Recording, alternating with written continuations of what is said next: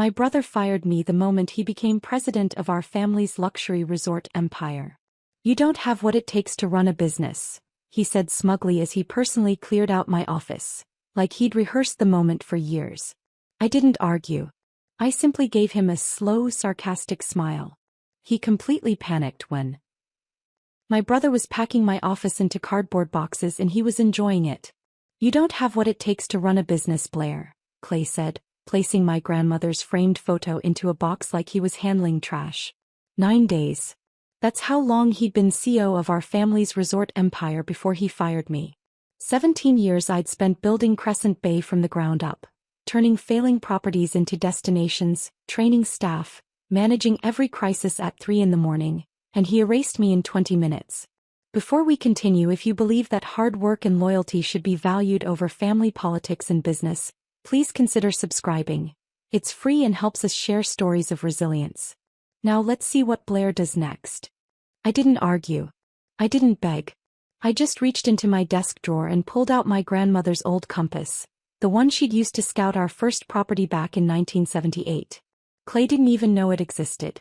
He'd never bothered to learn the history of what we'd built. Good luck with the Monterey renovation, I said, giving him a slow, sarcastic smile. His hand froze. Just for a second I saw panic flicker across his face. That $18 million project was hemorrhaging money and falling further behind every week. He'd need me to fix it. But I wouldn't be there. We've brought in consultants from Ritz-Carlton, he recovered, his voice dripping with smugness. They've handled properties 3 times that size. I nodded and picked up my box. What Clay didn't know, what he'd been too busy giving keynote speeches and charming investors to notice, was that 4 years ago, I'd bought the land underneath our 3 most profitable properties. And in exactly 10 weeks, those lease renewals were coming due. My name is Blair Hartwick. And this is the story of how my brother fired me the moment he became president, and how he completely panicked when he realized what I'd been planning all along. But to understand how we got here, you need to understand what I built. What Clay was so eager to destroy. I was 22 when I started at Crescent Bay, fresh out of Stanford with a business degree and job offers from consulting firms that promised 6-figure salaries and corner offices. My mother Margaret had built the company from a single struggling roadside inn into a 6-property luxury resort empire spanning California's coastline. Everyone assumed I'd take a glamorous role, investor relations maybe, or corporate strategy. Something with a title that looked good on business cards. Instead I chose operations. Not because I lacked ambition, but because I'd watched my grandmother build our first property through attention to details that nobody else valued. She'd understood something fundamental. Luxury wasn't about marble lobbies and celebrity endorsements. It was about the small, invisible things that made guests feel cared for without knowing why. While Clay spent his 20s at MBA networking events and investor cocktail parties, learning to charm venture capitalists and perfect his elevator pitch about disrupting the luxury hospitality space, I spent mine learning how resorts actually worked. I shadowed our housekeeping director Maria at 5 a.m, watching her train new staff on hospital corners and the precise way to fold towels so they looked like art. I learned to negotiate with organic produce suppliers in Spanish because our head chef insisted that authentic relationships produced better ingredients than corporate contracts ever could. I troubleshot HVAC failures during Christmas weekend when our Big Sur property lost heating and 200 guests were threatening to check out. I spent 14 straight hours with our maintenance supervisor Tommy, both of us covered in grease and dust, jury-rigging a solution that kept everyone comfortable until the replacement parts arrived. Tommy taught me how to read building systems like a language, how to anticipate failures before they happened, how to maintain equipment so it lasted decades instead of years. These weren't moments that made it into investor presentations or industry magazine profiles. Nobody wrote articles about the time I stayed up all night helping our kitchen staff prepare breakfast after our morning cook had a family emergency. Nobody gave awards for the training protocols I developed that reduced our staff turnover by 40%, or the vendor relationships I built that got us better prices without sacrificing quality. But they mattered. They built something real.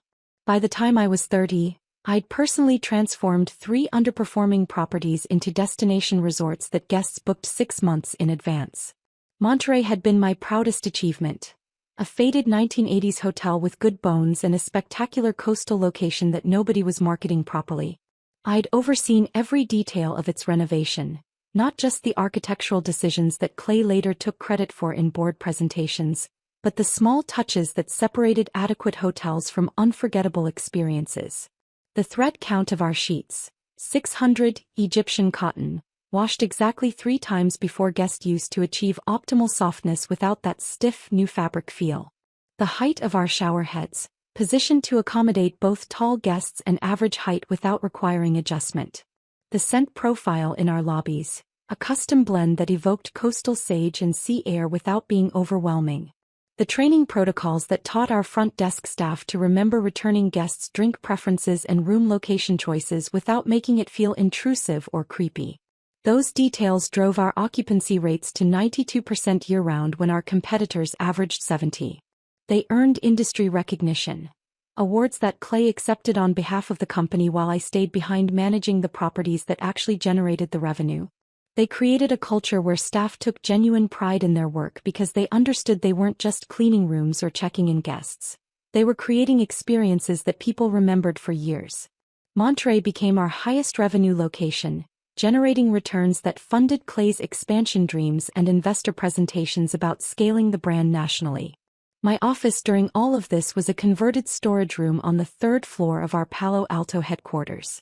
It had no windows, barely enough space for my desk and the filing cabinets that held 17 years of operational documentation, and a persistent smell of cleaning supplies from the janitor's closet next door. Meanwhile, Clay occupied the executive suite our mother had designed for him on the top floor, floor-to-ceiling windows overlooking San Francisco Bay, custom furniture from Italy, original artwork on the walls. I never minded. Not really. I measured success differently than Clay did. He counted magazine features and speaking invitations and LinkedIn followers. I counted guest satisfaction scores that stayed above 95% and staff who'd been with us for 10, 15, 20 years because they felt valued. I counted the thank you notes we received from families who'd created memories at our properties, from couples who'd gotten engaged at our Big Sur location, from guests who returned every year because our staff remembered them. We were building different things even if we were supposedly building them together. That compass I kept in my desk drawer was more than just a family heirloom. My grandmother had used it in the 70s when scouting coastal properties, driving up and down California in a beat-up station wagon looking for locations with untapped potential. Our first property had been that failing roadside inn in Monterey that everyone told her was a terrible investment. Too small, too dated, wrong location. She'd seen something they hadn't. She'd understood that foundations matter more than facades, that the unglamorous work of building something solid outlasts the temporary shine of surface appeal. That compass reminded me every single day what actually mattered. Not Clay's investor pitches or our mother's strategic vision or the industry recognition. The work itself. The people. The guests. The foundation. The family dynamic that shaped all of this was subtle enough that it took me years to recognize the pattern. Our mother Margaret was brilliant. She'd grown Crescent Bay through shrewd acquisitions and an instinct for coastal locations that would appreciate in value. But she was also trapped in some outdated belief system where sons needed to be groomed for leadership while daughters could be brilliant in supporting roles.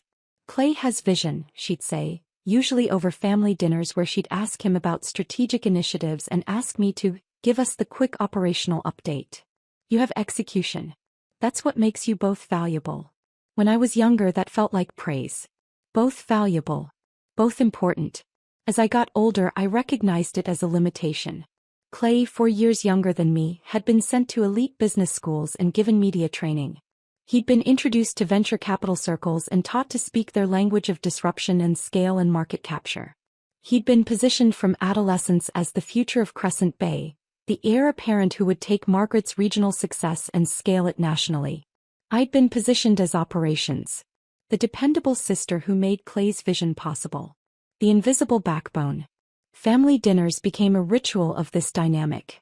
Margaret would spend 30 minutes discussing Clay's latest investor meeting or his thoughts on expanding into the Pacific Northwest. She'd spend 5 minutes on my operational update, usually interrupting if I went into too much detail because we don't need to get lost in the weeds.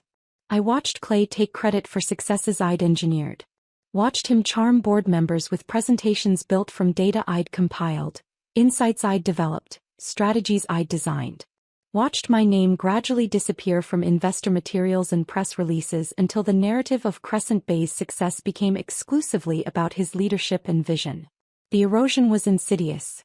Not dramatic enough to confront without seeming petty or jealous, but corrosive enough that our sibling bond dissolved completely over the years. By the time Clay became CEO, we were colleagues who happened to share DNA, not family who happened to work together.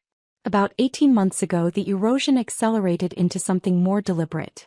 Clay stopped including me in strategic planning meetings, claiming they were high-level vision sessions that didn't require operational input. He began questioning my budget recommendations in front of junior staff, undermining my authority in ways that seemed small individually but were devastating cumulatively. He reassigned my best people, property managers I'd personally hired and trained, to projects he controlled directly, gradually building a parallel operational structure that excluded me entirely. He was systematically erasing me from the Crescent Bay narrative, positioning himself as the sole architect of our success. I didn't understand why he was doing it so aggressively, why the erasure had accelerated so suddenly. But I felt it happening, felt my influence diminishing day by day, meeting by meeting. And then our mother announced she was stepping back into a chairman role. Clay would become CEO. His first executive decision 9 days into his tenure was firing me. Standing in that office watching him pack my belongings with obvious satisfaction, I understood something I'd been avoiding for years. Clay didn't just want credit for what we'd built. He wanted me gone. He wanted the story to be exclusively his, with no sister in the background complicating the narrative of his visionary leadership.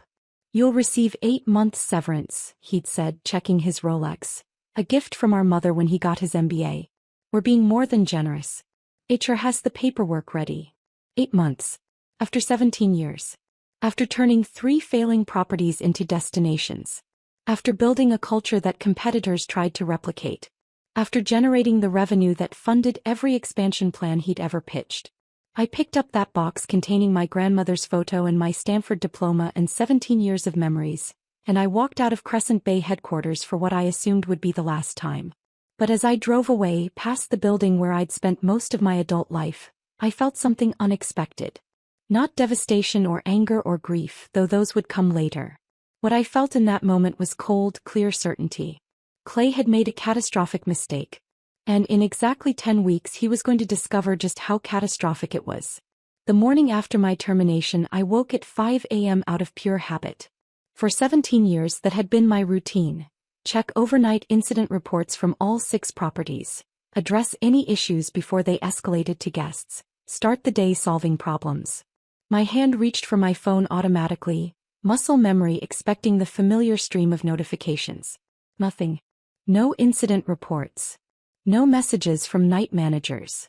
No early morning calls about plumbing failures or guest complaints. Just silence.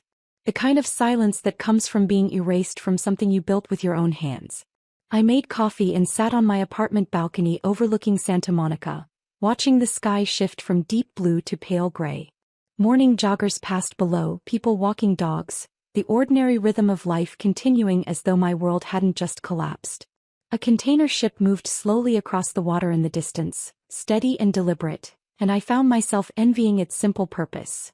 Moving from point A to point B with no complications of family or loyalty or betrayal. My phone buzzed at 6:47. A text from Sophia, our director of operations at Monterey. "Blair, I heard what happened. I can't believe it. The new consultants arrived yesterday afternoon and they're already changing everything. They cut the training budget by 40%, said our service standards are excessive, and told housekeeping they can reduce turn-down service to essential rooms only. Staff is devastated.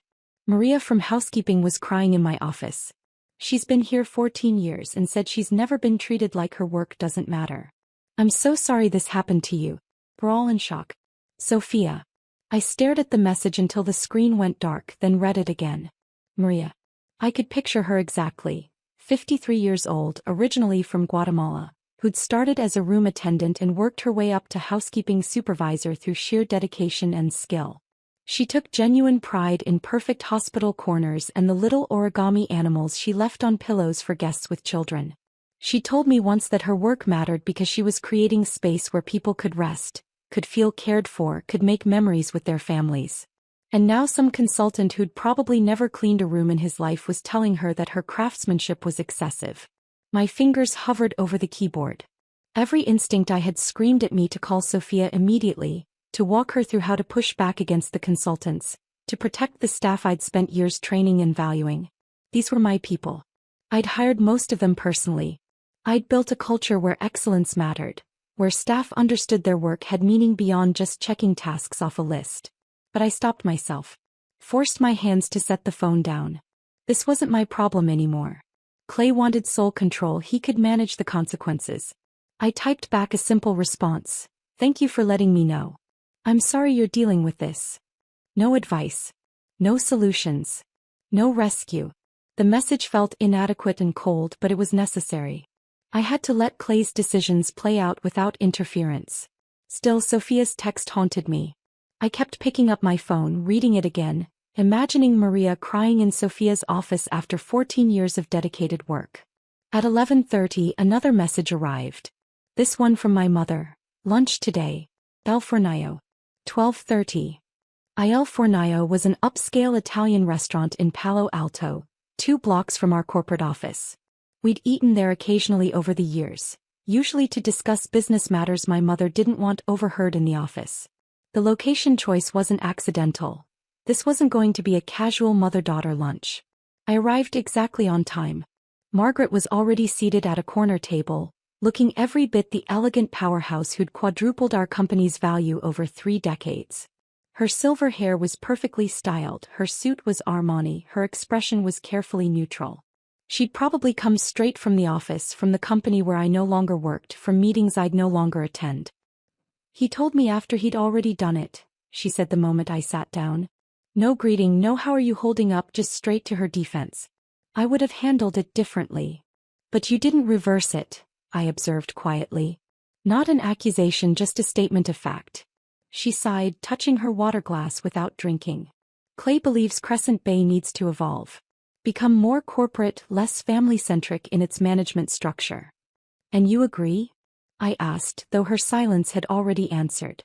I think, she paused, choosing words with the precision of someone who'd navigated corporate politics for 40 years, that your brother has a vision for expansion that the board finds compelling. New markets, new demographics, a more aggressive growth strategy. Our server arrived with menus neither of us needed. Margaret ordered her usual Caesar salad. I ordered the same, though I had no appetite. Some rituals persisted even when everything else was crumbling. After the server left, Margaret's voice dropped lower. The land leases. Clay doesn't fully understand those arrangements. I set down my water glass with deliberate care. The corporate documents explain everything in detail. You know your brother doesn't read legal paperwork unless someone summarizes it for him. She gave me a look that was equal parts maternal concern and business calculation. The renewals come up soon. 10 weeks, I confirmed, meeting her eyes directly.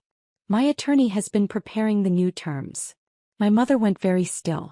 I watched understanding dawn across her features. Understanding mixed with something that looked almost like pride but also concern, maybe even fear about what came next. What are you planning, Blair?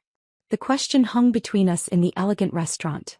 Other diners oblivious to the family drama unfolding over breadsticks and olive oil. Sunlight streamed through the windows, catching the wine glasses and creating small rainbows on the white tablecloth. Everything looked civilized and pleasant on the surface. I'd imagined this conversation for years, if I'm honest. The moment when my careful planning would become visible. When the overlooked daughter would finally have leverage the golden son couldn't match. I'd expected to feel satisfaction, vindication, maybe even triumph. Instead, I felt something more complicated. Sadness mixed with resolve. Love for my mother mixed with cold clarity that family loyalty had only ever gone one direction.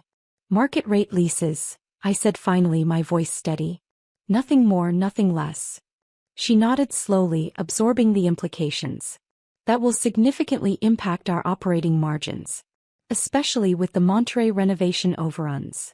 Yes, I met her gaze without flinching. It will. We ate lunch in weighted silence. The kind that exists between people who understand exactly what's being left unsaid. Margaret had built Crescent Bay from almost nothing. She knew numbers, knew business, Knew exactly what market rate leases would do to profitability on 3 flagship properties. She knew I was taking away the financial advantage I'd been giving the company for 4 years. She knew this would hurt. But she wasn't asking me to reconsider. She wasn't apologizing for not reversing Clay's decision. She wasn't acknowledging that maybe, just maybe, firing your daughter after 17 years of loyal service wasn't the visionary leadership the board should be celebrating. As we finished eating, she reached across the table and took my hand. A rare gesture of physical affection from a woman who'd built an empire by being tough more often than tender. Your brother sees business as a competition to win, she said softly. You've always seen it as something to build and protect. Don't lose that part of yourself whatever happens next. I wanted to ask what she thought was going to happen. I wanted to ask if she'd known Clay was planning to fire me, if she'd encouraged it or just failed to stop it. I wanted to ask how she could sit there offering me wisdom about not losing myself when she'd just chosen my brother's ambition over my loyalty. But I didn't ask any of those questions. Because I already knew the answers and hearing them spoken aloud wouldn't change anything. I watched her walk back to her car, back to the office, back to Clay and the board and the company we'd built together. Her shoulders were straight, her stride confident, every inch the businesswoman who'd never let sentiment interfere with strategy. And I understood something with absolute clarity. I was truly on my own now. No mother to appeal to, no brother to reason with, no family safety net to catch me. Whatever happened next, I'd be navigating it alone. The realization should have terrified me. Instead, it felt almost liberating. That afternoon, instead of wallowing in self-pity or sending out job applications, I made a single phone call.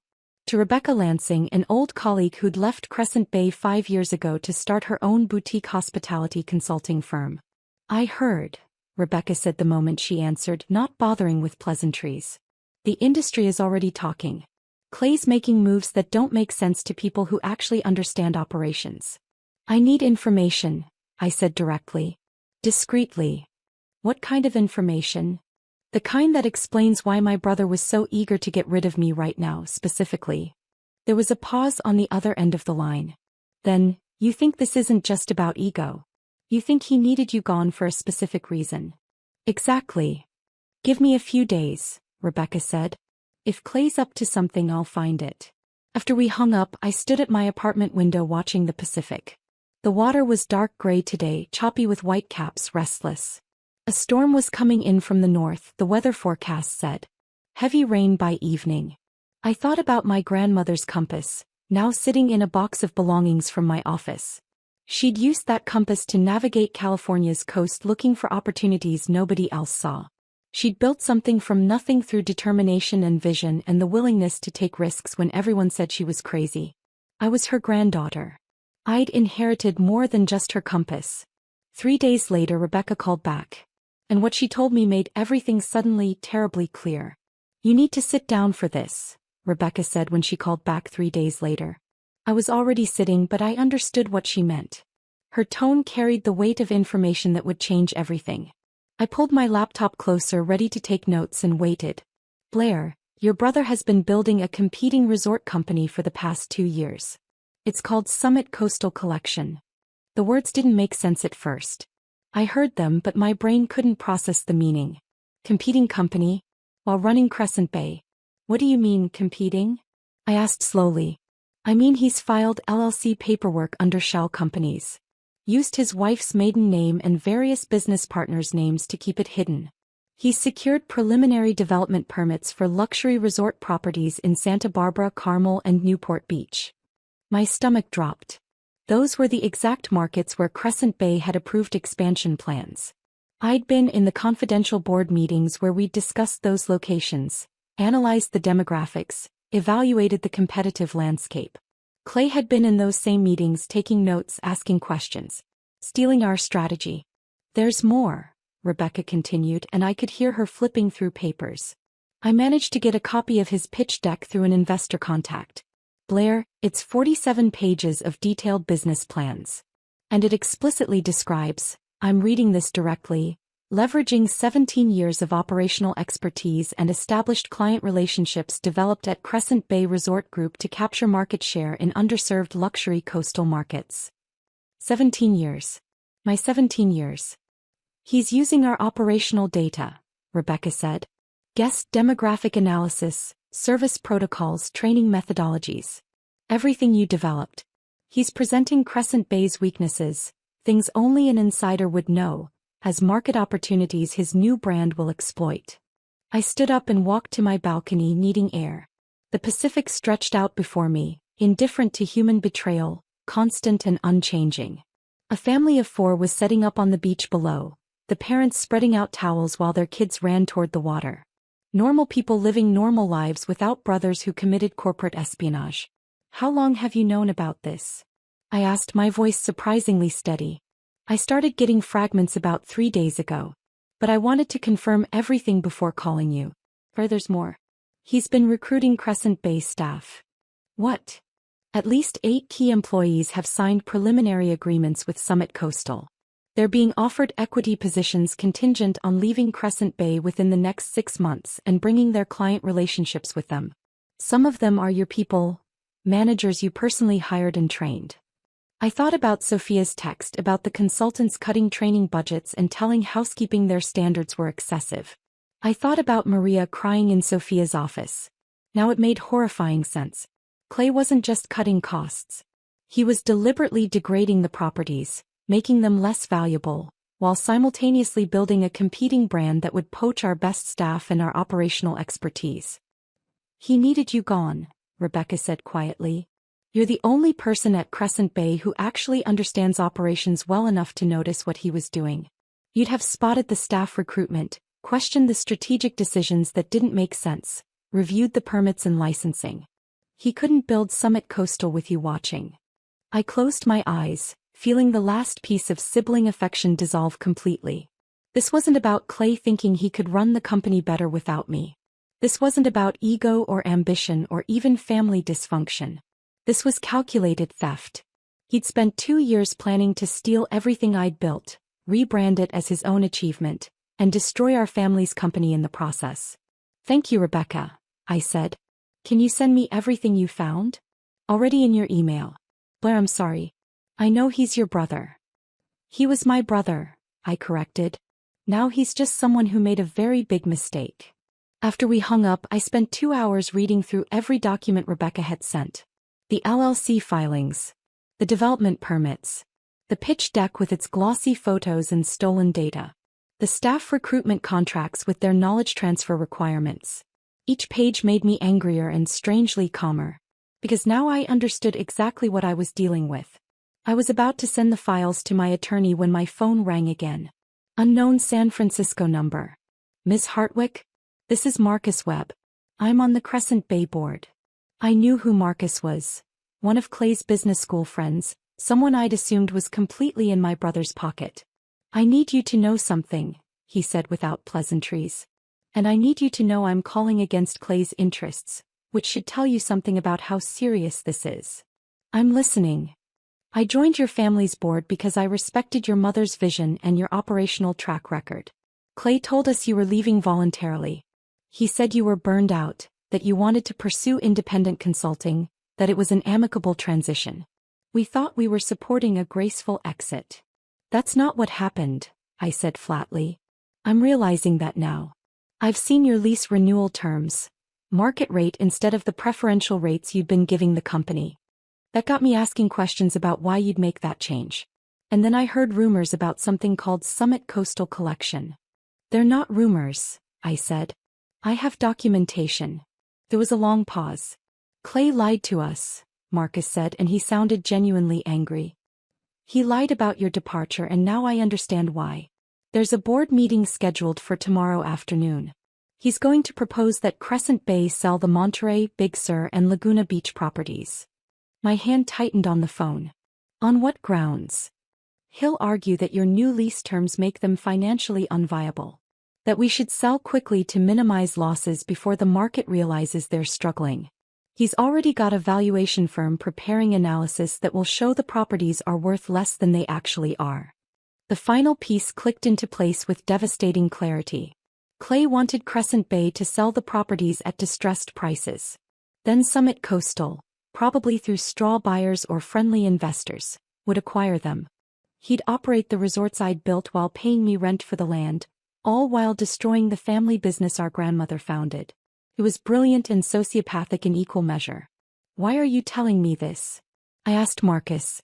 Because I don't like being lied to. And because what Clay's doing isn't just unethical, it's potentially illegal. He's using his position as CEO to advantage a competing business he secretly owns. That's a breach of fiduciary duty at minimum, possibly corporate espionage depending on what proprietary information he's used. Thank you for calling, I said. I appreciate your integrity. What are you going to do? I'm not sure yet, I lied. I knew exactly what I was going to do. After Marcus hung up, I sat very still thinking through options. I could attend the board meeting tomorrow, present the evidence of Summit Coastal, expose Clay's betrayal publicly. That would feel satisfying. It would also give him time to prepare a defense, to spin the narrative, to potentially destroy evidence. Or I could do something different. Something strategic. I pulled up my contacts and found a name I hadn't called in 3 years. Catherine Winters, CEO of Pacific Luxury Group. We'd met at a hospitality industry conference, and she tried to recruit me for a senior operations role. I'd declined out of family loyalty, the same loyalty that had gotten me fired and betrayed. Her assistant answered, and I was surprised when Catherine came on the line personally within 2 minutes. Blair Hartwick, she said warmly. I heard about what happened at Crescent Bay. The industry is buzzing. News travels fast, I said. In hospitality it always does. Especially when someone with your reputation gets pushed out by someone with significantly less operational expertise. What can I do for you? I appreciated that she didn't pretend not to know the details or offer false sympathy. I need a meeting. Today if possible. And I need it to stay completely confidential. I have an opening at 3. My office in San Francisco. I'll be there. Catherine's office was everything Clay's had been and mine never was. Floor-to-ceiling windows overlooking the Bay Bridge, custom furniture, original artwork. The kind of space designed to impress and intimidate. But Catherine herself was surprisingly approachable, mid-50s with sharp eyes and a directness I immediately appreciated. So, she said once we were seated with coffee, I heard Crescent Bay might be selling some properties. 3 properties, I confirmed. They're most profitable ones. There's a board meeting tomorrow where my brother will propose the sales. And you own the land beneath those properties, Catherine said. It wasn't a question. You've done your homework. I always do. So what are you proposing, Blair? I slid the portfolio across her desk. Everything I'd spent the past 3 hours preparing. Financial data, operational metrics, guest satisfaction scores, staff retention statistics, market analysis. And my proposal. Pacific Luxury acquires the buildings when Crescent Bay sells them. I maintain land ownership but offer preferential lease terms significantly below market rate. And Pacific Luxury commits to retaining all current staff with improved benefits. Catherine reviewed the materials in silence. She had the kind of focus that reminded me of my grandmother, seeing past surface details to underlying value. Why not just raise the rent and keep collecting checks, she asked finally. You'd make more money with less work. Because my brother is planning to acquire the properties himself through his competing brand, I explained. I'd rather choose my business partners than be stuck with someone who spent 2 years stealing from me. Competing brand? Catherine's eyebrows rose. I showed her Rebecca's file on Summit Coastal Collection. Watched her expression shift from surprise to understanding to something like respect. That's audacious, she said.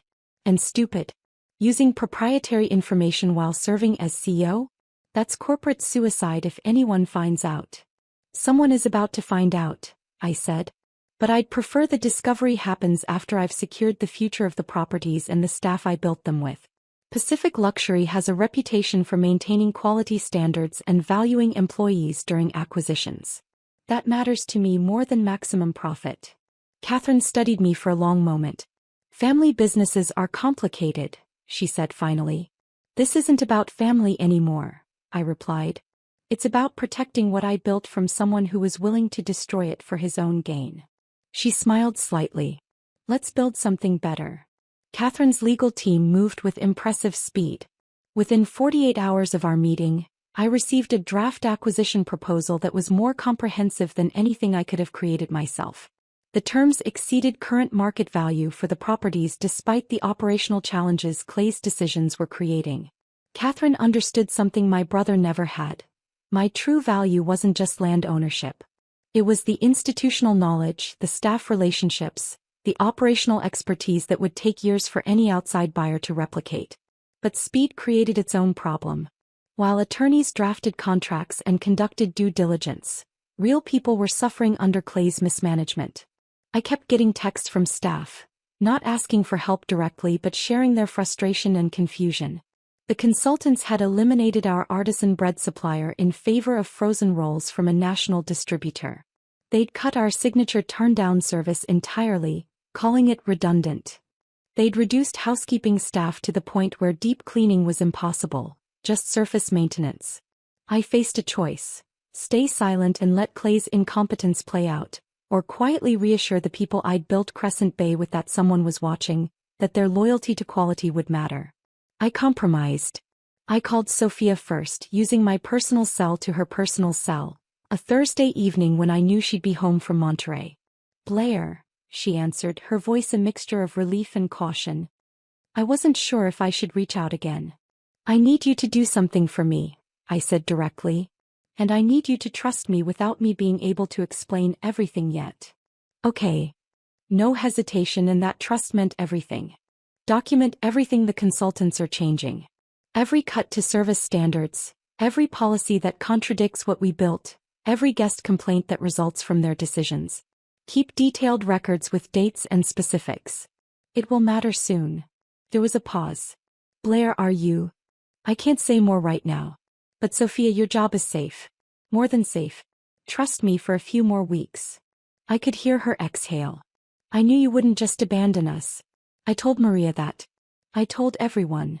After we hung up, I made similar calls to Tom, our head of operations at Big Sur, and Alicia, the front desk manager at Laguna Beach. 3 more key people who'd been with me for years, who understood what we'd built, who were watching it crumble under Clay's arrogance. I never explicitly mentioned Pacific Luxury or the acquisition strategy, but I made sure they knew someone was watching, someone cared, someone would act. These conversations violated the clean separation Clay had imposed. But I didn't care. These people had built something meaningful alongside me, and I wouldn't abandon them while corporate chess games played out. 3 weeks after my termination, California Coastal Properties, a respected industry trade publication, ran a piece that changed everything. I was having coffee on my balcony when Sophia forwarded me the link with a single word: "Wow." The headline read, "Crescent Bay Resort Group faces operational challenges amid leadership transition." I read through it carefully. The article noted declining guest satisfaction scores at 3 flagship properties, increased staff turnover, and rumors of strategic restructuring, potentially involving asset sales. It mentioned that Pacific Luxury Group, known for acquiring distressed coastal properties and returning them to profitability, had expressed interest in prime California coastal assets currently undergoing operational transitions. The article never named me directly, but anyone in our industry would connect the dots immediately. The operational backbone had been removed, properties were declining, and a respected competitor was circling. The timeline was too specific to be coincidental. My phone rang within an hour. "Margaret, did you see the article?" she asked without preamble. "I did. Clay is furious. He thinks you're behind it." "I didn't speak to any journalists," I said truthfully. I hadn't needed to. The industry was watching, drawing their own conclusions from observable facts. He sent a company-wide email denying everything. But Blair, the board rejected his proposal to sell the properties this morning. They want more information about the operational challenges before making any divestiture decisions. I sipped my coffee, watching a pelican dive for fish in the surf below. "That sounds prudent." "He knows you've been meeting with Pacific Luxury," Margaret said quietly. "He hired someone to follow you." That should have alarmed me, but instead I almost laughed. Clay was so convinced that everything was about him, about attacks and competition and corporate warfare. It hadn't occurred to him that maybe I was just building something new, protecting people he'd hurt, creating value that didn't revolve around him at all. "What are you trying to accomplish?" Margaret asked, and I heard genuine confusion in her voice. "I'm protecting what I built," I said simply. The same way you taught me to. She was silent for a long moment. The board wants answers. About the properties, about the lease arrangements, about what's actually happening operationally. Then they should ask someone who actually knows operations, I said. Oh wait, they fired her. I regretted the sharpness immediately, but Margaret just sighed. You're right. We did.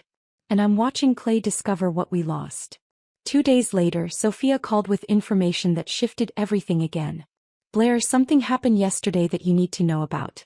Clay held a meeting with department heads at Monterey. He was reviewing financial reports when his attorney pointed something out. Apparently, they just discovered that the land payments we've been making for 4 years, they've been going to you. I'd been expecting this discovery eventually, but the timing surprised me. And Clay completely lost it. Started yelling about hidden conflicts of interest and corporate manipulation.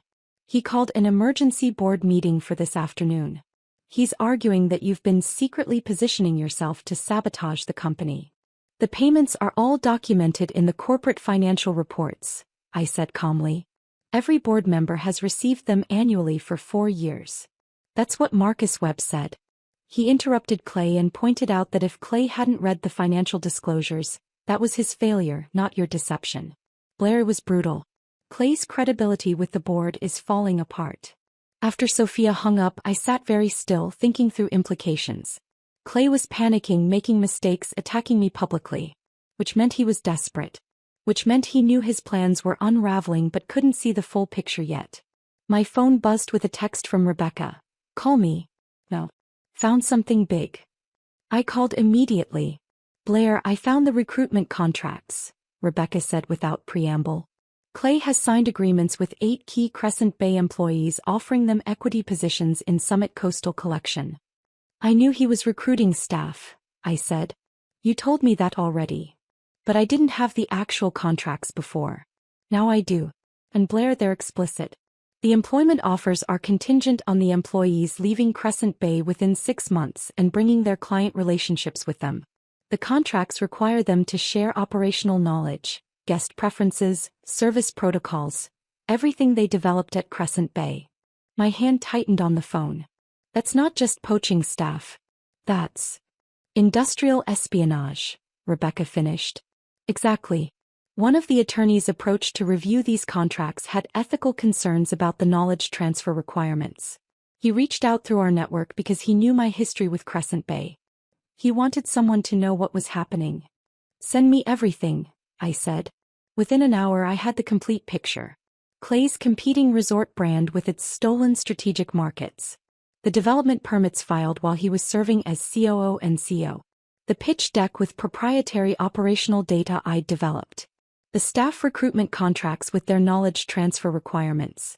The plan to force Crescent Bay to sell properties at distressed prices so Summit Coastal could acquire them. It wasn't business competition. It wasn't even aggressive entrepreneurship. It was systematic theft of 17 years of my work, disguised as visionary leadership. I forwarded everything to Marcus Webb with a simple message. I think the board should see what they're actually dealing with before making any decisions about property sales. Marcus called back within an hour. His voice was tight with controlled anger. I've reviewed everything you sent. This is worse than I thought. Much worse. Yes, I said simply. We need to have another board meeting. A real one with complete information. And Blair, you need to be there. I looked out at the Pacific thinking about my grandmother's compass, about foundations and facades, about the difference between what looked impressive and what actually mattered. I'll be there, I said. But I'm not coming to defend myself. I'm coming to present facts. What the board does with those facts is their decision. Fair enough, Marcus said. Meeting is scheduled for next Tuesday. 2 o'clock. After we hung up, I felt something unexpected settle in my chest. Not satisfaction or vindication, but clarity. For 17 years I'd built something real while Clay built a reputation. Now we'd both be measured by what we'd actually created versus what we'd claimed. And I was no longer afraid of that comparison. The weekend before the board meeting, I did something I hadn't done in years. I turned off my phone and went for a long drive up the coast. I needed to think without interruption, to prepare mentally for what was coming, to make peace with the fact that I was about to destroy my brother's career. I drove north past Malibu, past Ventura, all the way to the property in Big Sur. I didn't go inside, I just sat in my car in the overlook parking area, watching the Pacific crash against the rocks below. This was one of the properties I'd transformed, one of the places where I'd spent countless hours working with staff perfecting details, building something that mattered. Clay wanted to steal it, rebrand it, claim it as his own creation. I thought about my grandmother, about that compass she'd used to scout locations. About how she'd built something from nothing through grit and integrity. About how she'd never taken shortcuts or stolen credit or betrayed people who trusted her. I pulled out my phone and turned it back on. 17 missed calls, most from numbers I didn't recognize. But one was from my mother, time-stamped at 11:47 p.m. the night before. There was a voicemail. I almost deleted it without listening. But something in the timestamp, nearly midnight on a Saturday, made me press play. Blair. My mother's voice was shaking in a way I'd never heard. I didn't know. I swear I didn't know about Summit Coastal. Marcus sent the complete file to all board members yesterday. I've spent the evening reading through everything and her voice broke. Call me. Please. I sat there for a long moment watching seabirds circle over the water. Then I called her back. She answered on the first ring. Blair. I got your message. He used information from board meetings, she said without preamble, her voice raw with something between anger and grief. Markets we decided on in executive sessions. Financial projections from private discussions. Development permits filed in cities we'd identified as expansion targets. He's been stealing from us while I defended his vision, while I told you he needed space to lead. I remained silent, letting her work through it. I chose him over you, Margaret continued, and now I could hear she was crying. You warned me 4 years ago about vulnerabilities. You protected us by buying that land. You've been saving this company while he's been planning to destroy it. And I defended him when he fired you. I told you he had vision, that you should trust his leadership. The silence between us stretched, carrying decades of family dynamics I'd never fully articulated. Me being the dependable one while Clay was the favored one. Execution being valued less than vision. Daughters being asked to support their brother's ambitions rather than build their own. Mom, I said finally, my voice gentle but firm. You taught me to protect myself. You warned me about Clay 4 years ago.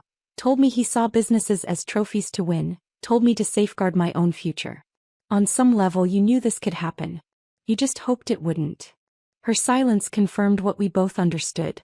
She'd seen Clay's selfishness, his willingness to take credit for others' work, his view of business as something to conquer rather than build. She'd warned me to protect myself precisely because she'd feared this moment. But when it came, she'd still chosen to believe in his vision over my loyalty. What happens now? She asked quietly. That depends, I replied, on whether the board wants to protect Crescent Bay or protect Clay. They can't be the same thing anymore, can they? No, I said.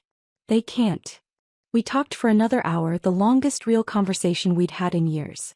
Margaret told me about finding the staff recruitment contracts, about realizing Clay had been planning this betrayal for 2 years while sitting in family dinners, while accepting her guidance, while letting her believe they were building something together. She told me she felt like she didn't know her own son, and I didn't have the heart to tell her that maybe she'd never really known him at all. When we finally hung up, I sat in my car watching the sunset paint the Pacific in shades of orange and gold. Then I drove back to Santa Monica and spent the rest of the weekend preparing for Tuesday's meeting. Catherine's team had been working around the clock. The acquisition proposal they drafted was comprehensive. Financial terms that exceeded market value, staff retention guarantees with improved benefits, commitments to maintain service standards, even profit-sharing programs for property-level management. It was the kind of deal that protected people, not just assets. My own attorney had prepared something equally thorough. A presentation documenting Clay's betrayal with the kind of detail that left no room for interpretation. Side-by-side comparisons of Crescent Bay's confidential strategic plans and Summit Coastal's development permits. Excerpts from Clay's pitch deck showing proprietary operational data. The staff recruitment contracts with their knowledge transfer requirements. A timeline showing exactly when each piece of betrayal had occurred. I also had operational reports showing the damage Clay's management was causing in real time. Guest satisfaction scores dropping from 95% to 73% in just 6 weeks. Staff turnover up 35%. Online reviews mentioning declining service standards, dirty rooms, indifferent staff. Revenue projections showing the properties would become unprofitable within 18 months if current management continued. The evidence was devastating, methodical, irrefutable. Catherine reviewed everything Monday afternoon in her office. When she finished, she looked at me with something like respect mixed with concern. "This isn't revenge, Blair," she said carefully. "This is accountability." "It's both," I admitted. "I'm protecting people and principles I care about. But I'm also making sure Clay faces consequences for what he's done." "He's your brother." "He was my brother," I corrected. "Now he's just someone who made a catastrophic mistake and is about to discover the cost." That night I stood on my balcony one last time before the meeting, thinking about everything that had brought me here. I thought about my grandmother founding our first property with nothing but determination and a compass. About my mother building an empire through shrewd decisions. About 17 years of my life poured into creating something excellent. About Clay systematically trying to steal it all.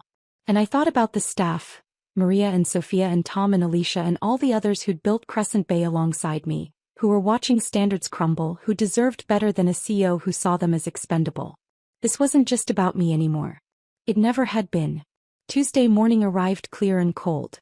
I dressed carefully, not the operational casual I'd worn for 17 years, but a suit that meant business. Professional, polished, ready. Walking into the Crescent Bay boardroom felt surreal. I hadn't been in this space since Clay fired me 6 weeks ago.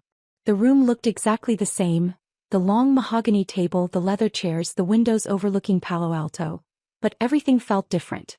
Clay sat at the head of the table where our mother used to sit, his face already tight with defensive anger. He'd clearly prepared for battle. Margaret sat to his right, looking older and smaller than I'd ever seen her. The other board members filled the remaining seats, their expressions carefully neutral. I took a seat at the opposite end, placed my portfolio in front of me and waited. Clay opened immediately, his voice sharp. "Let's be clear about what's happening here. My sister is attempting corporate manipulation through backdoor dealing, leveraging land ownership she acquired under questionable circumstances to sabotage this company's leadership and my authority as CEO." "Incorrect," I replied calmly, meeting his eyes directly. "I'm exercising my rights as a property owner. And I'm providing this board with information they need to make informed decisions about Crescent Bay's future." I slid folders to each board member with deliberate care. These documents show that while serving as COO and then CEO of Crescent Bay, Clay has been secretly developing Summit Coastal Collection, a competing luxury resort brand targeting markets we identified in confidential strategic sessions, using operational data and service protocols developed at Crescent Bay, and recruiting our best staff with equity offers contingent on them transferring proprietary knowledge to his competing business. The room went absolutely silent. Board members opened their folders, and I watched their expressions shift from curiosity to shock to anger as they processed what they were seeing. Marcus Webb spoke first, his voice controlled but tight. "Clay, these development permits are dated while you were serving as COO. They're filed in Santa Barbara, Carmel, and Newport Beach, the exact markets we discussed and approved in executive session strategic planning. Markets where we allocated budget for feasibility studies. How do you explain having permits for competing properties in those locations?" Clay's face flushed. "Business people explore multiple opportunities. Summit Coastal is completely separate from Crescent Bay. There's no conflict of interest in pursuing my own entrepreneurial ventures outside of my responsibilities here. Even when those ventures explicitly plan to compete with the company you're leading?" I asked quietly. "Even when your pitch deck, which is in the folder in front of you, describes leveraging Crescent Bay's operational knowledge and client relationships.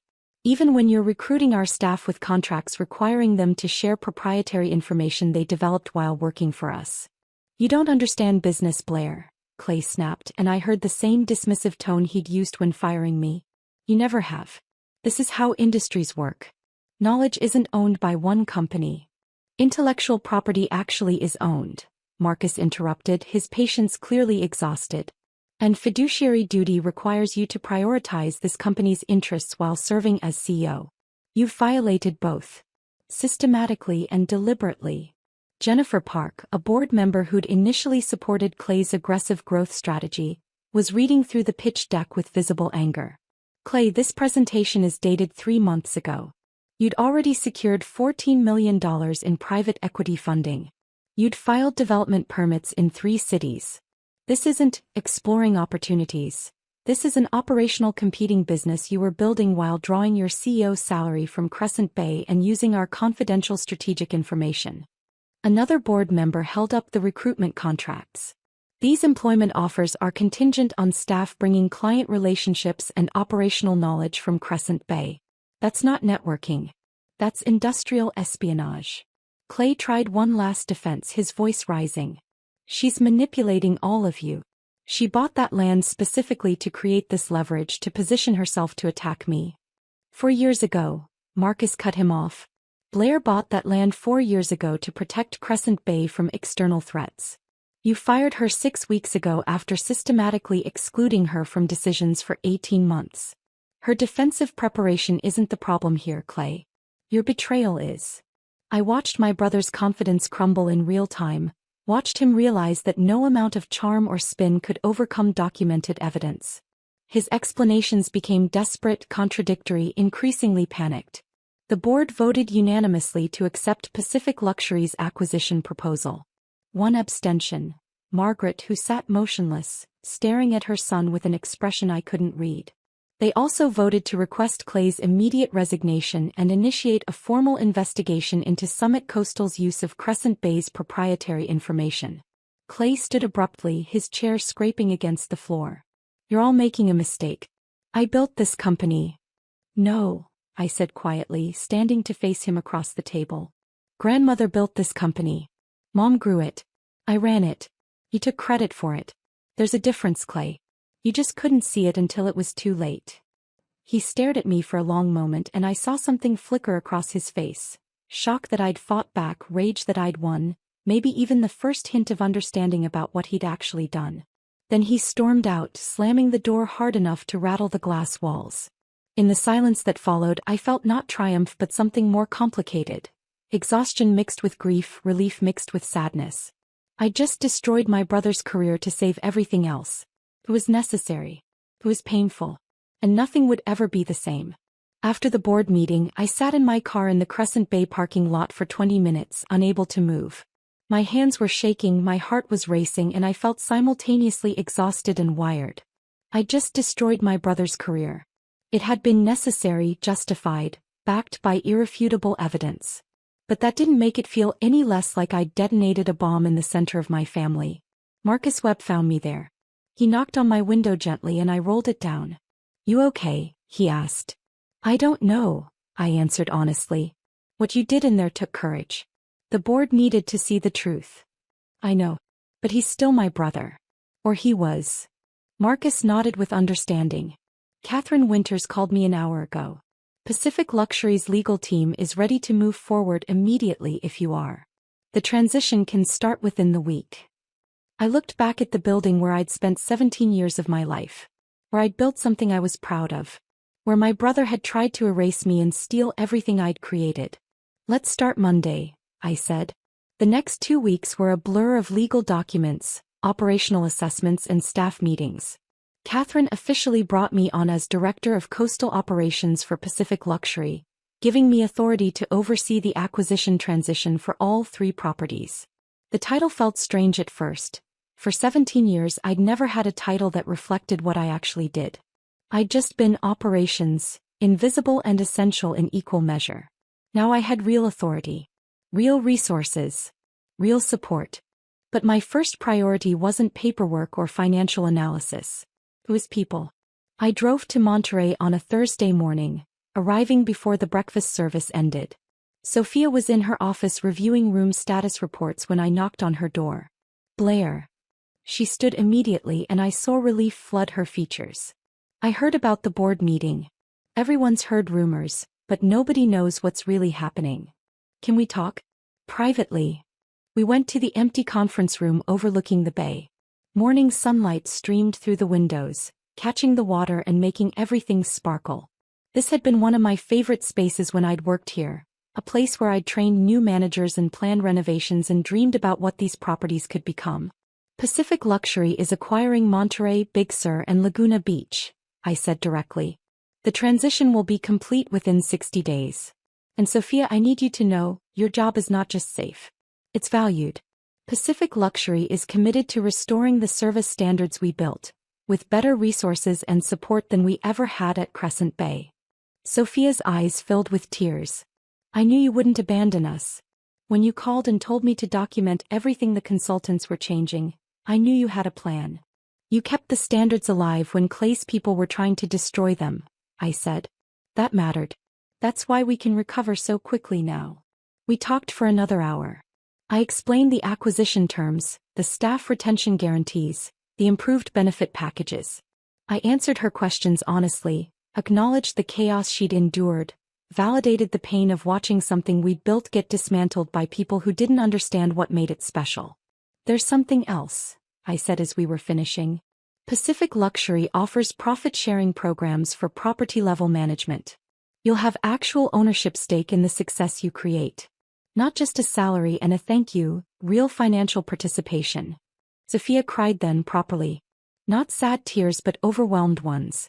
In 14 years at Crescent Bay I never felt like Clay saw my work. He'd visit properties for photo opportunities with VIP guests, but he never asked about operations, never wanted to understand what actually made things run. I know, I said quietly. I lived that too. I had similar conversations that week with Tom at Big Sur and Alicia at Laguna Beach. With Maria, the housekeeping supervisor who'd been told her meticulous work was excessive. With James, the maintenance director who'd been forced to defer repairs to meet budget cuts. With every key staff member who'd built these properties alongside me. Each conversation was personal, honest, and necessary. I acknowledged what they'd endured, validated their expertise, and made concrete commitments about what came next. Not corporate speak or vague promises, but specific details about how their work lives would improve. Catherine attended several of these meetings, observing but rarely speaking. Afterward, over coffee at a cafe overlooking the Monterey Pier, she said something that surprised me. I've acquired 12 properties in my career, Blair. I've never seen anything like how your people respond to you. They don't just respect you, they believe in you. You didn't just manage them. You built a culture they were willing to fight for. They believed in what we were building together, I said. That's different than believing in me. No, Catherine shook her head. They believed in you. Because you believed in them first. That's what we're really acquiring here. Not just real estate and operational systems, but a culture of excellence that can't be replicated by consultants or purchased with capital. The operational improvements came quickly once staff had leadership they trusted. Service standards were restored within the first month. Training programs resumed. The consultants Clay had brought in were dismissed, and their cost-cutting measures were reversed. Guest satisfaction scores began climbing back toward where they'd been before my termination. But emotional recovery took longer.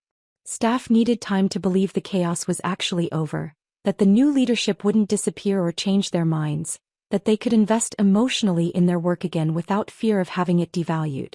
3 weeks after the acquisition began, my mother called and asked if I'd come to her house in Carmel. Not for a business meeting or a tense lunch in a public restaurant, but to her home. The first time she'd invited me there since Clay fired me. I almost said no. But something in her voice, a vulnerability I wasn't used to hearing, made me agree. Saturday afternoon, I drove to Carmel and pulled up to the house where I'd spent countless family dinners and holiday gatherings. The terrace where she'd warned me 4 years ago to protect myself. The living room where Clay had opened Christmas presents while I'd helped in the kitchen. The memories felt heavy like artifacts from someone else's life. Margaret was waiting on the terrace, 2 glasses of wine already poured. She looked older than I'd ever seen her, thinner with new lines around her eyes and gray showing at her roots that she hadn't bothered to cover. We sat in silence for a moment looking out at the Pacific. I owe you an apology that can't be adequately expressed, she began finally, her voice careful and formal. I enabled Clay's worst qualities by constantly making excuses for him. I told myself his vision justified his flaws, that your execution would balance his ambition. I saw what he was becoming and instead of addressing it, I warned you to protect yourself. I sipped my wine and waited. When he fired you, I told myself it was a business decision, she continued, struggling with honesty. I didn't reverse it because I wanted to believe he could succeed without you. That would have validated everything I'd told myself about his potential, about grooming him for leadership. She looked out at the ocean and I saw tears on her cheeks. The first time I'd witnessed my mother cry since my father's death 15 years ago. I chose my son's ambition over my daughter's loyalty, she said quietly. I sacrificed you to protect my vision of what Clay could become. And I'm sorry, Blair. I'm so sorry. The apology was real and painful and incomplete. Because she was apologizing for the acute betrayal, not reversing Clay's decision, but not for the 17 years of chronic favoritism that had made that betrayal possible. Not for positioning Clay as vision while I was execution. Not for years of family dinners where his strategic initiatives mattered more than my operational updates. Not for grooming him for leadership while teaching me to be indispensable in ways that ultimately made me disposable. Mom, I said carefully, I appreciate the apology. I do. But I need you to understand, this wasn't just about Clay firing me. It was about 17 years of being treated as the infrastructure that made his success possible. Of watching you position him as the future while I was positioned as the foundation. You taught me to be excellent at being undervalued. She nodded slowly, absorbing the truth. You're right. And I don't know how to fix that. You can't fix it, I said. You can only acknowledge it and do better going forward. We talked for 2 more hours, the most honest conversation we'd had in decades. She told me about the guilt of watching Clay's betrayal unfold, about finding the Summit Coastal files and realizing her son had been lying to her face for 2 years. She told me about stepping down from Crescent Bay's board entirely because she couldn't bear watching what remained of the company. I told her about the pain of invisibility, about watching Clay take credit for my work, about the slow erosion of being valued but not recognized, about building something extraordinary and having your own family dismiss you from it. Can we rebuild? She asked as the sun started setting. Maybe, I said honestly. But it has to be real this time. No more favoring one child's ambition over the other's contributions. No more asking me to minimize my hurt to preserve family harmony. Real or nothing. Real, she agreed. We started having dinner once a week after that. Not at restaurants but at her house, just the 2 of us. Slowly, carefully we built something different than what we'd had before. Not the easy relationship of mother and daughter who'd never disappointed each other, but the harder relationship of 2 people who'd hurt each other and were choosing to acknowledge it. 2 months after the board meeting, Rebecca called with news I'd been half expecting. Summit Coastal is dissolving, she said. The investors discovered Clay's pitch deck contained proprietary information from Crescent Bay. They've withdrawn all funding and are threatening legal action. Clay's trying to negotiate settlements to avoid criminal charges. I sat very still, phone pressed to my ear. Where is he now? Moving to Arizona apparently. Taking some position in commercial real estate. Completely different industry. After we hung up, I stood on my balcony and cried. Not for Clay's consequences, he'd earned those through his own choices. But for the brother I'd once had before ambition poisoned him. For the family we might have been if he'd valued loyalty more than trophies. For the sister I'd been who'd believed that working hard and building something excellent would be enough. That version of me was gone. And grieving her felt necessary. 4 months after my termination, I stood on the infinity pool deck at Grandview Coast, the property formerly known as Monterey, watching the sunset paint the Pacific in shades of amber and gold. The renovation we'd started under Clay's mismanagement was finally complete. Executed properly this time with adequate budget and skilled contractors and my direct oversight. The property was beautiful. More than that, it was excellent in ways that mattered. Service standards that guests noticed, staff who took pride in their work, operational systems that functioned seamlessly. Sophia found me there, tablet in hand. Latest guest satisfaction scores just came in. 96%. Highest in the region. I smiled, feeling something I hadn't felt in months. Not vindication or revenge, but genuine pride untangled from family complication. You built something remarkable, Blair, Sophia said. We built it, I corrected. And we're building it again. Better this time. As autumn deepened into winter, I found myself facing the first major holiday season without family traditions. Thanksgiving had always meant my mother's Carmel house, the formal dining room set with her grandmother's china, extended family gathered around the table, Clay holding court while I helped in the kitchen. For 39 years that had been the rhythm of November. This year Margaret invited me to her weekly dinner on Thanksgiving. A quiet meal, just the two of us.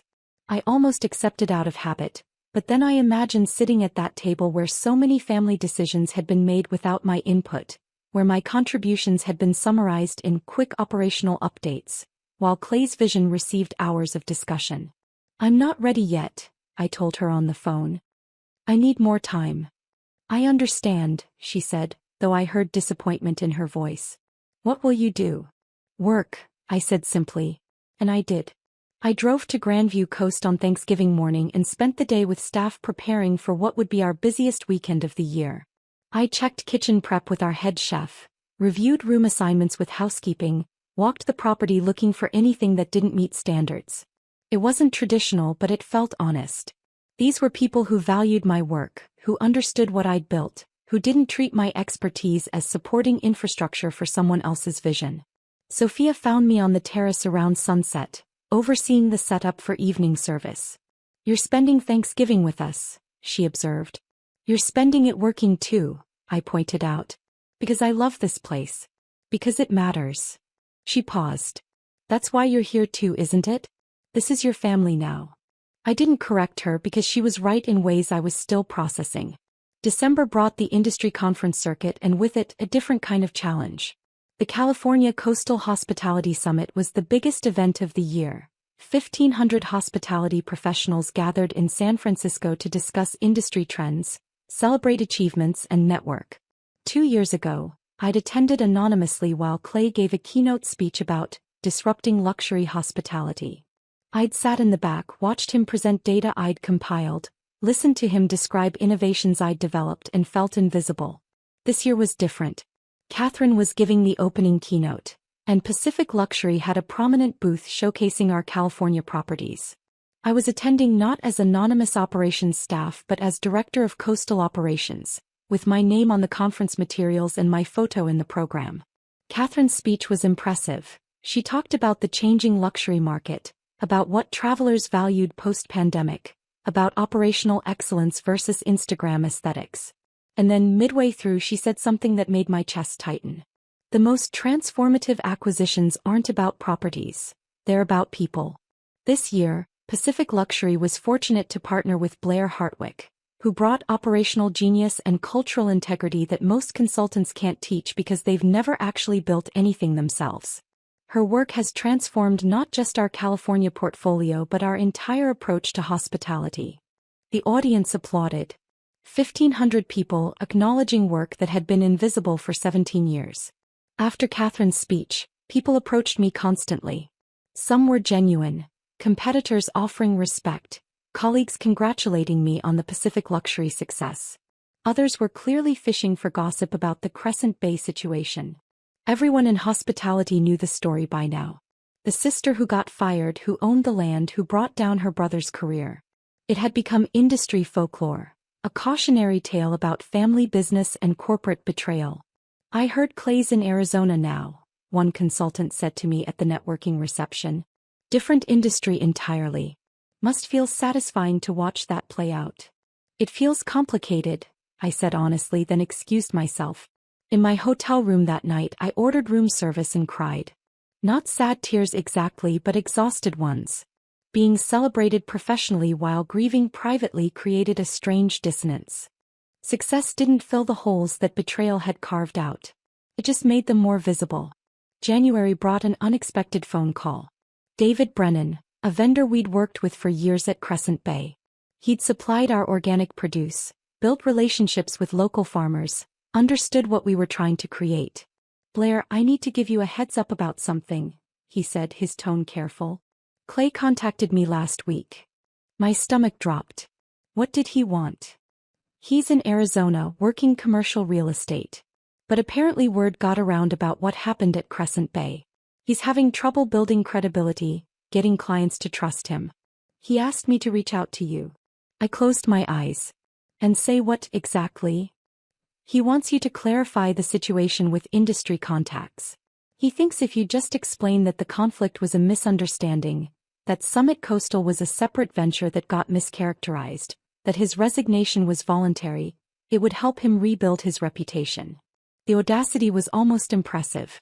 Clay had committed corporate espionage, stolen proprietary information, recruited staff with knowledge transfer agreements, planned to acquire properties after forcing distressed sales, and fired me with rehearsed cruelty. And he wanted me to rehabilitate his reputation. Did he apologize? I asked, though I already knew. No, David said quietly. He framed it as both of you made mistakes, family conflict got messy, but now you've succeeded, so maybe you could help him move forward too. There was. Clay still fundamentally didn't understand what he'd done wrong. He saw our conflict as a business competition that got out of hand, not as betrayal that destroyed trust. He thought reputation was something you managed rather than something you earned through actual integrity. Tell him no, I said. Tell him I won't lie to protect him from truth. He made choices. These are the consequences. I figured, David said. But I thought you should know he's trying. After we hung up, I sat with the confirmation that reconciliation was impossible. Not because I was holding a grudge, but because Clay had learned nothing. He'd destroyed our family, betrayed people who trusted him, stolen from our grandmother's legacy, and he wanted me to fix it so he could start over with a clean slate. Some people couldn't be saved from themselves. In February, Margaret called with a request I'd been dreading. Clay is visiting this weekend, she said, her voice tentative. I'd like us all to have dinner together. Nothing formal, just family. Every instinct screamed at me to refuse. But I heard something in her voice, hope mixed with desperation, a mother wanting her children to reconcile, wanting the family fracture to heal. I'll come, I said finally. But Mom, I won't pretend everything is fine. And I won't lie to make him comfortable. I understand, she said, though I wasn't sure she did. Saturday evening, I drove to Carmel for the first time since Clay had been there. His rental car was in the driveway, some generic sedan, a far cry from the Tesla he used to drive. Walking through the door felt surreal, like visiting a museum of my old life. Clay stood in the living room. He looked thinner, older somehow, though it had only been 7 months since the board meeting. His confidence was gone, replaced by something harder and more defensive. We made brief eye contact. He nodded. I nodded back. Like acquaintances, not siblings. Margaret played hostess with forced cheer, asking about Clay's Arizona work and my Pacific luxury projects as though they were pleasant small talk rather than loaded subjects. I answered politely but minimally. Clay described his commercial real estate job with enthusiasm that couldn't hide his bitterness about starting over at 35 in a new industry, in a new state with a damaged reputation. Dinner was painful. Long silences filled with the clink of silverware, surface-level conversation that avoided anything real. Margaret tried desperately to create normalcy, to pretend we were just family catching up. Then over dessert she made her move. I'm grateful we can all be together again, she said, her voice trembling. Family is what matters most. And I really hope, we can find our way back to each other. Clay seized the opening immediately. I agree. Blair, what happened between us was unfortunate. But we're still family. Maybe it's time to move past it. Unfortunate. That single word detonated something in me. Move past it. I set down my fork carefully. Clay, you fired me after 17 years. You stole proprietary information to build a competing company while running ours. You recruited our staff with contracts requiring them to transfer knowledge they'd developed at Crescent Bay. You planned to acquire properties after forcing the company to sell them at distressed prices. That's not unfortunate. That's calculated betrayal. His face flushed. You're still bitter about a business decision. You need to let it go, Blair. Grow up. A business decision? My voice was quiet but intense. You destroyed trust. You violated every ethical obligation you had as CEO. You tried to steal our grandmother's legacy and rebrand it as your achievement.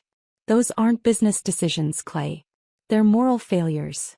Please, Margaret interrupted, tears streaming down her face. You're both my children. Can't we find forgiveness? I looked at my mother and felt profound sadness. Mom, forgiveness requires acknowledgement. Clay hasn't apologized. He hasn't taken responsibility.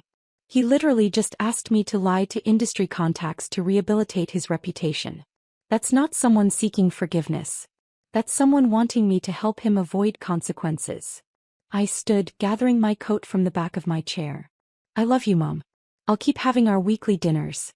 But I won't sit at a table with someone who betrayed me and won't even acknowledge what he did. That's not family. That's performance. And I'm done performing. I left without looking back, hearing Margaret's sobs and Clay's voice raised in protest behind me. In my car, I sat in the darkness for 10 minutes, hands gripping the steering wheel, breathing slowly until my heart rate settled. Setting that boundary had hurt. But it was necessary. I'd spent 17 years being the accommodating one, the reliable daughter, the sister who sacrificed for family harmony. That version of myself had been erased by betrayal. This version valued truth over comfort. And if that meant holidays alone, I could live with that. Spring arrived with wildflowers covering the coastal hills and clear blue skies that seemed to stretch forever. One evening, after a long day overseeing renovations at our Big Sur property, I found myself sitting alone on the beach watching the sunset. I'd been turning everything over in my mind. The termination, the betrayal, the board meeting, Clay's resignation, Summit Coastal's collapse. I'd expected revenge to feel satisfying, like finally being proven right, like justice served and wounds healed. But it hadn't felt that way at all. Clay facing consequences hadn't healed the wound. It had just confirmed what I'd lost. The brother I'd once had, the family I'd thought we were, the belief that loyalty mattered. But something else had happened that I was only beginning to understand. For 17 years, I'd carried the exhausting weight of pretending everything was fine. Pretending Clay's lack of recognition didn't hurt. Pretending being the invisible backbone was enough. Pretending loyalty would eventually be reciprocated. The betrayal and revenge had burned away all that pretense. And in the space left behind, I could finally see the wound clearly. Not just the acute injury of being fired, but the chronic injury of being systemically undervalued. And seeing it clearly meant I could finally address it. I was building a career identity not shaped by family obligation. I was establishing boundaries that were real rather than performative. I was grieving the family I'd thought I had instead of pretending it might magically appear. Revenge hadn't healed the wound. But it had created space where actual healing could happen. Space where I could build something based on my values rather than family expectations. The foundation had survived everything. And on that foundation I was building something true. I was sitting on that beach watching the sunset when my phone buzzed with a text from Sophia. Did you realize it's been exactly a year since you left Crescent Bay? Feels like you've always been with Pacific Luxury. A year. I'd been so focused on building, on moving forward, that I hadn't even registered the anniversary. The Crescent Bay chapter felt distant now, like something that had happened to a different version of myself. Someone younger, more willing to accept invisibility, still believing that loyalty would eventually be reciprocated. The next morning, I drove to Grandview Coast for a routine property walkthrough. It was something I did weekly at each location, checking details that most executives would delegate but that I'd learned mattered immensely. The small things that separated adequate hotels from exceptional ones. I arrived during the afternoon shift change, when day staff briefed evening staff on guest needs and ongoing issues. The kind of operational continuity that only happened when people took genuine pride in their work. Standing on the infinity pool deck, I watched the choreography of excellence I'd spent a career building. A housekeeper named Jennifer checked a room turn-down setup. Pillows positioned precisely, curtains adjusted for optimal light, the origami crane on the pillow that guests photographed and posted on social media. She wasn't following a checklist.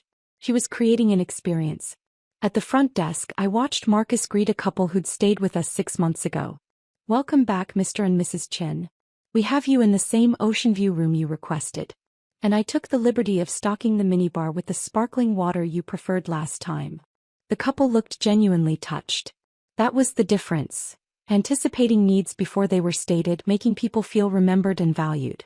A maintenance supervisor named Tom coordinated a minor plumbing repair in a vacant room, timing it during low-traffic hours to avoid disturbing guests. He'd worked with me at Crescent Bay for 12 years before following me to Pacific Luxury. He understood that maintenance wasn't about fixing problems. It was about preventing guests from knowing problems existed. Catherine found me on the deck, tablet in hand. "Quarterly reports just came in," she said, handing me the device. All 6 properties exceeded revenue projections. Staff retention is at 94%, highest in Pacific Luxury's history. And guest satisfaction scores are leading the entire region. I scrolled through the data, feeling something I'd rarely experienced at Crescent Bay, Unambiguous professional pride. Not pride overshadowed by watching someone else take credit, not satisfaction filtered through family dysfunction, but clean recognition that the work was excellent and everyone knew it. You know what's different here? I said slowly, working through thoughts as I articulated them. At Crescent Bay, everything I built was tangled with family dynamics. My excellence was always filtered through my mother's favoritism toward Clay, through his need to take credit, through the narrative that I was support for his vision. I was creating something remarkable, but I could never just enjoy it. There was always this awareness that my contributions would be minimized or erased. I paused, watching the Pacific catch the afternoon light. Here the work is just the work. It speaks for itself. And that's enough. Catherine nodded with understanding. Family businesses are complicated. We've built something cleaner. Later, alone in my office, I recognized the profound truth. I'd created something more meaningful at Pacific Luxury in 1 year than in 17 years at Crescent Bay. Not because the work itself was different, but because the context allowed it to be seen clearly. Excellence without dysfunction. Recognition without conditions. Success that was actually mine. My weekly dinners with Margaret had settled into a comfortable rhythm, something neither of us had expected. We'd meet at different restaurants around the coast, quiet places where we could talk honestly without audience or performance. Margaret had transformed in unexpected ways. After selling her Crescent Bay shares and stepping away from the company entirely, she'd embraced retirement with surprising enthusiasm.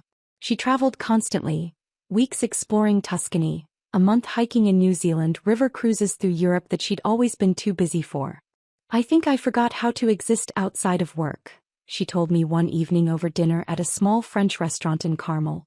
"After your father died, Crescent Bay became my entire identity. I pushed Clay into leadership because I needed someone to carry that forward, to validate all the years I'd invested." She paused, choosing words carefully. "I didn't recognize I was sacrificing you to preserve my own vision of what the company should become." We talked honestly now in ways we never had before. Margaret acknowledged patterns I'd lived with for decades.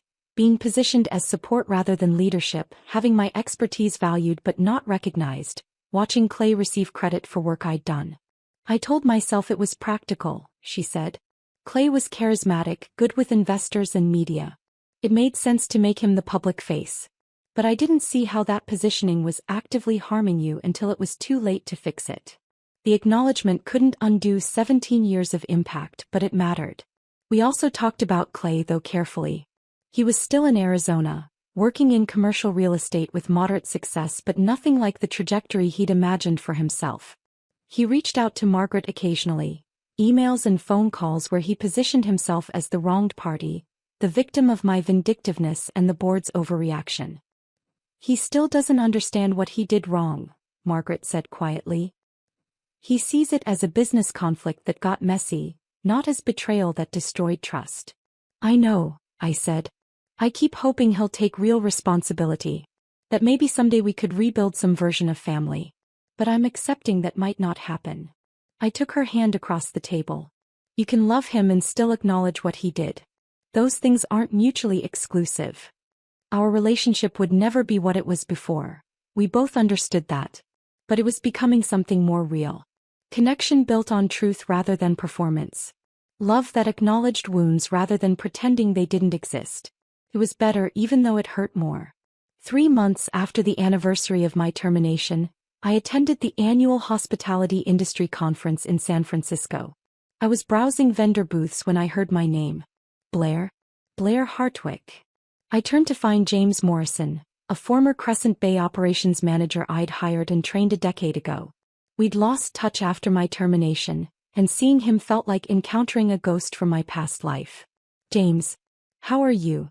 We found a quiet corner cafe and caught up over coffee. He'd stayed at Crescent Bay after I left, hoping the transition would stabilize. It hadn't. "Blair, it's bad," he said, lowering his voice. "Really bad. After you left and Clay resigned, the board brought in a management consulting firm to run operations. They treat the properties like assets to optimize rather than experiences to create." He showed me his phone, recent online reviews with consistent themes. Declining service standards. Dirty rooms. Indifferent staff. Maintenance issues that lingered for days. "They've cut training budgets by 60%, James continued. Reduced staff to absolute minimum coverage. Replaced most of your vendor relationships with cheaper national contracts. Guest satisfaction scores have dropped 40% across all properties. I thought about the relationships I'd built.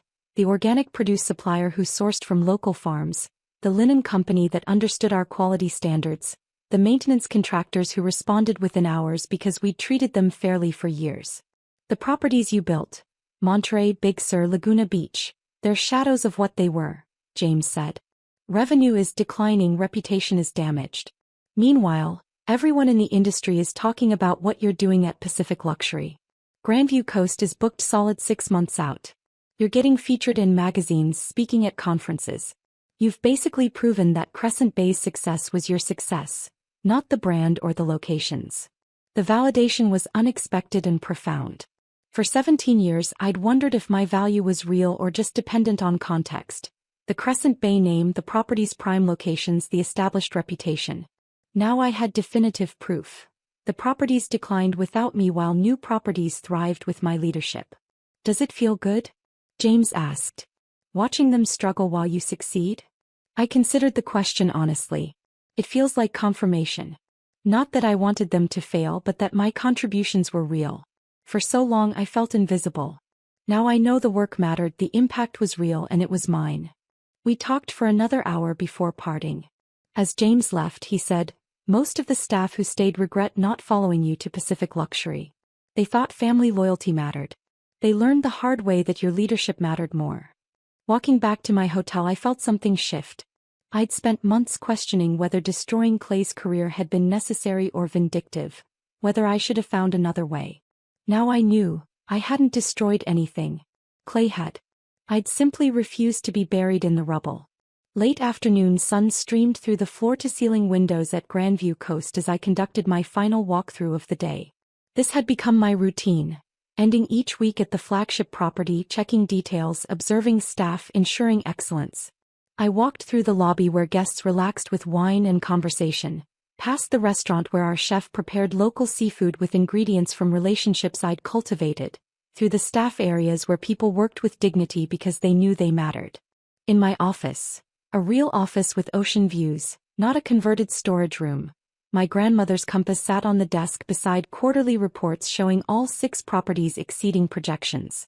I thought about everything that had brought me here. 17 years of invisible work. My brother's betrayal. My mother's favoritism.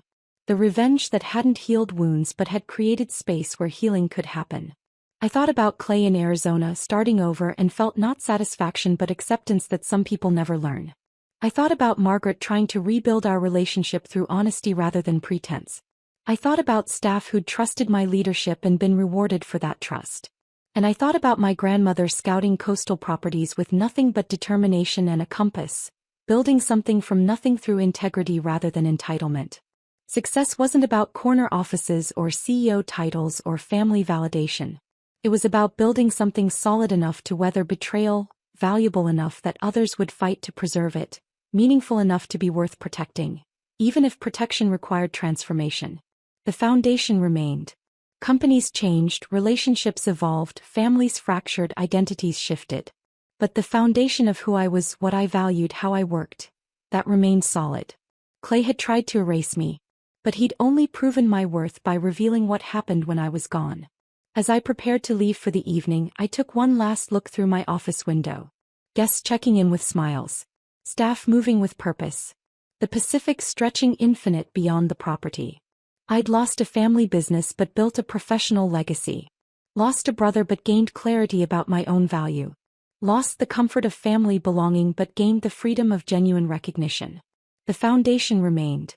And on that foundation I'd built something true, earned through excellence, valued for what it was, completely and undeniably mine. Tomorrow I'd review reports, visit another property, continue building. Tonight I'd go home, pour wine, watch the sunset and feel something I'd rarely felt at Crescent Bay, satisfaction in work that spoke for itself. The foundation remained. Everything else was just construction. And I'd finally learned to build from strength rather than loyalty that was never mutual. If this story of strategic justice had you hooked from start to finish, hit that like button right now. My favorite part was when Blair walked into that boardroom with evidence Clay never saw coming. What was your favorite moment? Drop it in the comments below. Don't miss more powerful revenge stories like this. Subscribe and hit that notification bell so you never miss an upload.